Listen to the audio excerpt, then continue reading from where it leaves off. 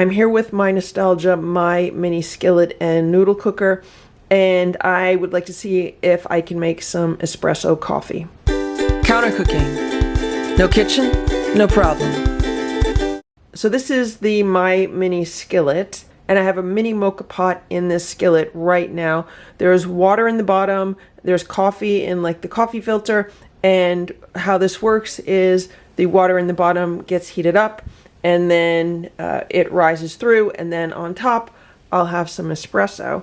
If this works, I haven't tried it with this mini appliance. Basically, all that needs to happen is the water in this bottom part needs to get heated to boiling, and once that happens, then this should work.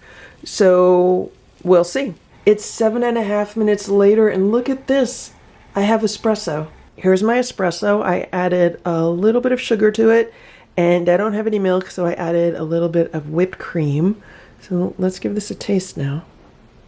That's very good.